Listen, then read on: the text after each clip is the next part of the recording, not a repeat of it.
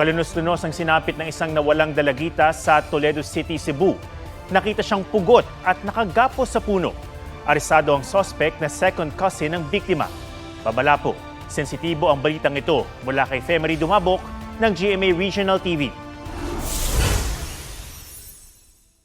Hindi na makakatuntong ng high school ang 12 taong gulang na si Crystal Joy Abarquez. Ang grade 6 pupil natagpuang naaagnas at nakagapos sa puno sa masukal at bulubunduking bahagi ng Barangay Ibo sa Toledo, Cebu, kagabi. Ang ulo natagpuan di kalayuan sa katawan. Natunto ng biktima nang makita ang isang aso na tangay-tangay ang isang paa niya. Siya mga nakatangag ato gyud. Tiil man daw ang nakita ni Papa daw niya. Muta nang report sila sa barangay. Ati sakit yung kaya gibuhat sa akong anak. Halos di na makilala ng ina si Crystal. Noong February 11 pa nila hinahanap ang dalagita matapos umalis ng bahay. Di akong gitawagan akong anak, dili na makontak. Nagsigimig tawag na sigimig banhas bilang adlaw wala dyan ning kuan pero salbahis kay ning tawanan.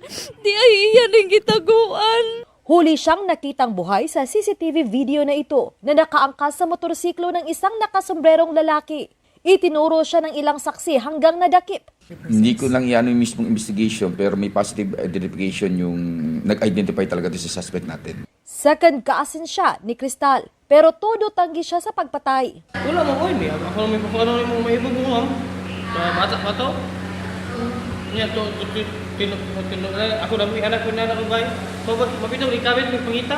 May 2 counts of rape nang kinakaharap sa Iloilo ang suspect. Ngayon, mahaharap siya sa reklamong murder. Hinihintay ngayon ng pulisya ang resulta ng autopsy para malaman kung pinagsamantalahan si Crystal. Unsay nakaon niya nga giunana man niya.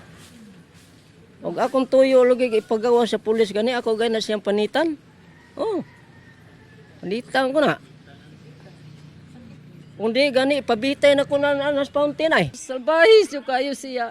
Paaski-asin pa siya nga si mutabang siya pangita. Di siya dyan niya kung ano ni mo. Di dyan kagagawa sa prisuhan.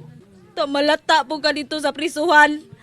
Sama sa imong gibuhat sa akong anak. Femery Dumabok ng GMA Regional TV. Nagbabalita para sa GMA Integrated News.